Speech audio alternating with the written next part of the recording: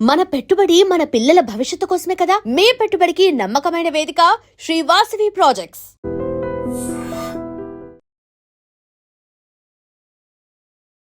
నమస్కారం, welcome to I dream. ధర్మ మార్గం విత్ విజిత కార్యక్రమానికి స్వాగతం.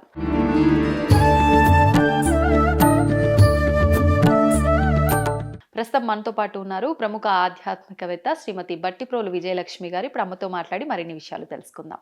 నమస్కారం అమ్మా. నమస్కారం అమ్మా. అమ్మ, పూజలు వ్రతాల సమయాల్లో ఎక్కడున్న వాళ్ళు అక్కడే ఉండి ఆత్మ ప్రదక్షిణ చేసుకున్నట్టుగా భావన చెయ్యండి అని చెప్పి మంత్రాల్లో చెప్తూ ఉంటారు. అంటే ఎవరికి వాళ్ళు ఇంకా మేము ఇక్కడ ఉండి ప్రదక్షిణ చేయడానికి వీలుగా లేదు కాబట్టి మేము అలా భావిస్తున్నామని నమస్కారం చేసుకోవడమేమో అని భావన. అసలు ఏంటి ఆత్మ ప్రదక్షిణ అంటే? ఆత్మ ప్రదక్షిణకు ఒక మంత్రం ఉంది. యాని కానిచ పాపాని జన్మాంతర కృతానిచ తాని తాని ప్రణశ్యంతి ప్రదక్షిణ పదే పదే అని పదే పదే ప్రదక్షిణలు చేస్తున్నాం, దక్షిణ ప్రదక్షిణ చేస్తున్నాం అని చెప్పటం అనమాట. అంటే అది తిరిగి మనం దాని చుట్టూ ప్రదక్షిణం చేసి మనకున్నటువంటి పాపాలని జన్మాంతర కృతానిచ ఏ జన్మలలో చేసుకున్నటువంటి పాపాలనైనా సరే నాకు ఈ ప్రదక్షిణ ద్వారా పోగొట్టు. నేను చేసుకున్న ఇన్ని జన్మల నుంచి చేసుకొని వస్తున్న పాపాలన్నిటినీ. అంటే ప్రదక్షిణ చేస్తే పాపాలు తొలగిపోతాయమ్మా? శుద్ధ మనస్సుతో చేస్తే, ఊరికే ఏదో బొంగరంలాగా తిరిగితేనో గింగరాలు తిరిగితేనో కాదు. లోపల మన సంకల్పం కూడా ఉండాలిగా. అక్కడికి వాళ్ళు ఎప్పుడు కూడా త్రికరణంగా చేస్తేనే ఏదైనా పని ఫలిస్తుంది. త్రికరణాలు అంటే ఏంటి? మనస్సు, వాక్కు, కర్మ. మనస్సుతో అది భావించాలి, కర్మతో అది చెయ్యాలి, వాక్కుతో అది అనాలి. ఇక్కడ వాక్కుతో మనం అనకుండా ఆ పూజారి ఎవరో అంటూ ఉంటారు. గుళ్ళకి వెళ్తే అదే కదా జరిగేది. ఈ మంత్రం చాలా మంది మనగా చెప్పుకునే వాళ్ళు ఉండరు. గుడిలో పూజారి చెప్తారు, సరే విందాం అనుకో. అన్నిటికీ మామ ఆ మమ్మ కూడా అనేవాళ్ళు కూడా ఉండరు. మమ్మ బదులు మామ అనుకునేవాళ్ళు కూడా ఉన్నారు. అసలు మమ్మ అంటే ఏమిటి అనేవాళ్ళు ఉన్నారు. మమ్మ అంటే నేనన్నట్టే అని చెప్పటం అనమాట. నేనే అని చెప్పటం. అందుకే మమకారం, నాది అనేటటువంటిది అనమాట. ఆ మాటలన్నీ మమ్మ అనే సంస్కృత పదం నుంచి వచ్చాయి. ఇక్కడ ఈ ఆత్మ ప్రదక్షిణం అంటే ఏం చేస్తున్నారు? వాళ్ళ శరీరమే తిప్పుతున్నారు. యాక్చువల్లీ తిరగాల్సింది శరీరమే, కానీ ఎక్కడ తిరగాలి? ఆత్మ చుట్టూ తిరగాలి. శరీరం అంటే శరీరం అని కాదు, మన చుట్టూ మన మనస్సుతో మనం తిరుగుతూ దాని లోపల ఉన్నటువంటి ఇప్పుడు పశ్చాత్తాపాలని ఇప్పుడు కలగాలి. పాపాలు ఊరికే ఎలా పోతాయి? ఇంత పాపాలు పోతాయా అన్నావు. పాపాలు పోతాయంటే పోతాయి. ఎప్పుడు? ఆ పాపాలు మనం గుర్తించి దైవ సన్నిధిలో ఆ పాపాలను మనం వదిలేసినప్పుడు. నేను చేశాను, నాకు ఇది తప్పు, నాకు ఇది తెలుస్తుంది. ఎంతమంది ఇవి చేస్తున్నారో తిరిగేటప్పుడు? 3 తిరిగామా లేదా అని చూసుకుంటున్నారు. కౌంటింగ్ మీదే ధ్యాస ఉంటుంది. కౌంటింగ్ కంటే కూడా ఆ చుట్టూ తిరిగేటప్పుడు పాపం పోవాలంటే ఎలా పోవాలి? నువ్వు చేసినవి తలుచుకుని, అమ్మ ఏ జన్మల్లో చేశానో, అందుకే వాక్కు. అవును, ఏ జన్మల్లో చేశానో తెలియదు, ఇప్పుడు తెలిసినవి అయితే చెప్తా అనుకుంటా, కనీసం భావిస్తా. అవి పోవాలి, అవన్నీ పోవాలి. అంతేకాదు జన్మాంతర కృతానిచ, ఏ జన్మలో నేను కృతం చేసినప్పటికీ అవన్నీ కూడా ఇక్కడ నేను నీ సాన్నిధ్యంలో వాటిని పోగొట్టుకుని నేను పరిశుద్ధుడిని కావాలి అని కోరుకోవటం. ఒకటి దేవత, ఏ దేవతకు పూజిస్తే ఆ దేవతని. మన ఇంట్లో కూడా మన దేవతనే కదా భావించి పూజలనే చేస్తున్నాం. ఇంట్లో కూడా ఇదే. కనుక ఈ ఆత్మ ప్రదక్షిణం చేసేటప్పుడు అమ్మవారు పంచకోశాల్లో ఉంటుంది అని. పంచకోశాలు అంటే ఈ రకరకాల కోశాలు ఉన్నాయి కదా. అన్నమయ, ప్రాణమయ, మనోమయ, విజ్ఞానమయ, చిట్ట చివరికి ఆనందమయ. ఈ కోశాలన్నింటిలో అమ్మవారు ఉంటుంది కదా. ఈ ఇన్ని కోశాల లోపల ఉన్నటువంటి ఆ లోపల ఎక్కడో ఆత్మరూపంలో అమ్మ ఉంది. దేవత ఉన్నది ఎక్కడో లోపల. ఆత్మరూపంలో ఉన్న దేవతని మనం దాని చుట్టూ ప్రదక్షిణ చేయాలి. అసలు చేయాల్సింది అక్కడ. ఎప్పుడు సాధ్యపడుతుంది అంటారు ఇది? ఏ స్థితిలో అంటే మనం సంపూర్ణంగా పూర్తిగా శరణాగతి చేసేసినప్పుడు మనం అక్కడే ఉంటాం. కానీ భావన చేస్తాం చూడు, అక్కడే అమ్మవారు ఎదురకుండా ఉన్నట్టు, మనం ఇస్తున్నటువంటివన్నీ అందుకుంటున్నట్టు, ఆవిడ మనకి ఏదో ప్రసాదిస్తున్నట్టు ఆ భావన కలిగినప్పుడు ఈ భావన కూడా ఆ భావనల్లో జత చేసి ఆవిడ చుట్టూ మనం పరిభ్రమిస్తున్నాము. ఆవిడ మనల్ని చూసి ఒక్కొక్క ప్రదక్షిణ మనం చేస్తున్నప్పుడు మన లోపల ఉన్న ఈ పాపాలన్నింటినీ ఆవిడ కడిగేస్తోంది, తుడిచేస్తోంది అనే భావన రావాలి. ఇంకొక రకం ఆత్మ ప్రదక్షిణ కూడా ఉన్నది. మన షట్చక్రాలు ఉన్నాయి కదా. అవునమ్మా. కింద మూలాధారం నుంచి సహస్రారం దాకా ఈ 6ని చెప్పుకుంటూ ఉంటాం మనం. ఈ 6ని చెప్పుకునేటప్పుడు కుండలిని అనేది 3.5 చుట్లు చుట్టుకుని మూలాధారం దగ్గర ఒక పాము వలె పడుకొని ఉంటుంది సుప్తావస్థలో అని చెప్తాం అందరికీ. పడుకున్నాక అది ఎప్పుడో ఒకసారి జ్ఞానం కలిగినప్పుడు అది లేస్తుంది. ఆ లేచేటప్పుడు దాని ప్రక్రియ ఎలా ఉంటుంది? మూలాధారం నుంచి సహస్రారానికి, సహస్రారం నుంచి మూలాధారానికి ఎదురు తిరుగుతూ ఉంటుంది. ఇలాగా 3 సార్లు తిరగాలన్నాం కదా. పైకి కిందకి మనకి లలిత సహస్రనామంలో కూడా ఆ నామాలు చదువుతూ ఉంటే పైకి వెళ్ళటం కిందకి వెళ్ళటం కిందకి వెళ్ళటం పైకి వెళ్ళటం తెలుస్తాయి మనకి.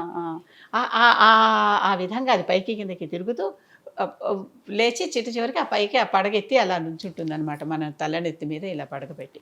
చిన్నప్పుడు చందమామ కథల్లోనో అక్కడో ఇక్కడో వినుంటారు, ఎవరైనా పడుకుంటే వాడి తలనెత్తిన పడగబడితే వాళ్ళకి రాజయోగం పడుతుంది, వాళ్ళు మహాత్ములు అవుతారు, మహాయోగులు అవుతారు, అంటే చాలా గొప్ప వాళ్ళు అవుతారు, ప్రసిద్ధులు అవుతారు అని పేరు. అంటే పాము ఎవరికి పడగ పట్టదు, కాటేస్తుంది కానీ పడగ పట్టదు. మనకి పడగ పట్టిందంటే అంత రాజయోగం అనమాట వాళ్ళకి, అలాంటి గొప్ప స్థితి. అంటే ఆ గొప్ప స్థితిని మనం ధ్యానంలో, యోగంలో, కుండలిని ద్వారా సంపాదించుకోవటం. అంటే ఇది ధ్యానం వల్ల ధ్యానం వల్ల సాధ్యపడుతుంది. సాధ్యమవుతుంది. ధ్యానం అంటే ఏంటి? ప్రశాంతంగా మిగిలినటువంటి ఆలోచనలు వస్తే వచ్చాయి, వస్తూ ఉంటాయి, పోతూ ఉంటాయి. సముద్రంలో ఎదురుకుండా కూర్చుని అలలాగిపోతే కూర్చుంటానంటే ఎట్లా? అలలు వస్తూనే ఉంటాయి, పోతూనే ఉంటాయి. కనుక అవి ఉన్నప్పటికీ కూడా అవి మనల్ని ప్రభావితం చేయకుండా చేయకుండా కూర్చుని ఆ లోపల మనం దేని మీద అయితే ధ్యానం పెట్టామో, ధ్యానం ఒక వస్తువు మీద కదా పెడతాం, అంతే. ఆ ధ్యానం దాని మీద పెట్టి కూర్చొని చేసినప్పుడు ఈ ప్రక్రియ జరుగుతూ ఉంటుంది. ఈ ప్రక్రియ జరగాలి. ఇప్పుడు అమ్మవారి విగ్రహం మీద ధ్యానం పెట్టండి, పెట్టి ఆవిడనే చూస్తూ ఒక్క చోట నుంచున్నా కూడా మీ మనసు ఆవిడ పాదాల నుంచి పైదాకా, పైనుంచి పాదాల దాకా ముందర అక్కడ ఎదురకుండా కదపండి, తర్వాత మనకే కదలటం తెలుస్తుంది. ఓకే, సాధన మీదే ఇదంతా. డే 1 వచ్చేసేది అంటే ఏబిసిడీలు నేర్చుకున్న రోజునే మీరు నవలలు రాసేయలేరు. అంటే ఎవరెంత ఏకాగ్రతతో చేస్తున్నారు అనే దానిపైన ఆధారపడి బట్టి ఎవరికి ఎంత పూర్వజన్మ కృతం ఉంది కదా, పుణ్యం అదంతా, దాన్ని బట్టి కూడా మనకి ఎంత తొందరగా అది మనకి ఫలిస్తుంది అనేది కూడా ఉంటుంది. అసలు కొన్నిసార్లు చాలా మంది అప్పటిదాకా దాని జోలికే వెళ్ళరు, ఉన్నట్లుండి నాకు వచ్చేసింది అంటారు. రమణ మహర్షి బాల్యం నుంచి అరుణాచలం చేరిపోయి అక్కడే ఉన్నారు. చలంగారు అనేటటువంటి ఒక గొప్ప రచయిత, ఒక గొప్ప తత్వవేత్త, మొదటి నుంచి ఏమీ లేదు, ఒక చాలా పెద్ద వయసు వచ్చేసాక అప్పుడు వెళ్ళి ఒక్కసారి నాకు అంత వచ్చేసింది అనుకున్నారు ఆయన. అంటే ఆయనకు అప్పటిదాకా తలుపులు తెరవబడ్డా. అందుకే తెర తీయగరాదా అంటాడు త్యాగరాజు. తెర తీయటం అంటే ఏమిటి? ఆ ఎదురకుండా ఉండేటటువంటి మదమత్సరమును తెర తీయగరాదా అంటాడు.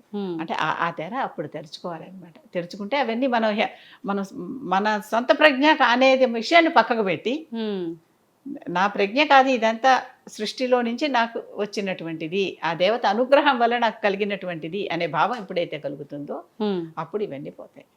అందుకనే పండితుడికి విద్యా దదాతి వినయం అంటారు. విద్య వలన వినయం రావాలి. అంతేకాని నాకే కదా విద్య వచ్చింది అనేటటువంటిది కనిపిస్తే అసలు వెళ్ళాల్సిన మార్గం కాకుండా తప్పు మార్గంలో అహంకారంతో, పొగరుతో, మదంతో రెండో మార్గంలోకి వెళ్ళిపోతాడు. అంతేగా. అప్పుడు ఎంతో మనం గొప్ప చదువుకున్న వాళ్ళని అతి నీచంగా, క్రూరంగా బిహేవ్ చేసే వాళ్ళని చూస్తాం కదా, చూస్తాం. వాళ్ళు ఇంట్లో పెద్దల రూపంలో ఉండొచ్చు, ఆఫీసులో బాసుల రూపంలో ఉండొచ్చు, లేకపోతే పక్కింటి వాళ్ళ రూపంలో ఉండొచ్చు, స్నేహితుల్లోనే కొంతమంది హితులు అంటూనే మళ్ళీ అమ్మో వీళ్ళతో ఈ ప్రవర్తన ఏమిటి అనుకునేటటువంటి వాళ్ళ కొలీగ్స్ రూపంలో ఉండొచ్చు, ఎన్నో రూపాల్లో ఉండొచ్చు.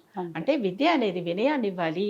అంటే మనం హంబుల్గా ఉండాలి, హ్యూమిలిటీ అనేది తెలిసి ఉండాలి, కనీసం ఎవరి ఎదుట తల ఉంచకపోయినా దేవుడి ఎదుట తల ఉంచడం తెలిసి ఉండాలి. అంతేగా. మరి ఎప్పుడైతే ఎప్పుడైతే అక్కడ తల ఉంచుతామో తర్వాత అన్ని వాళ్ళే చూసుకుంటారు. అంత శరణాగతి కావాలి.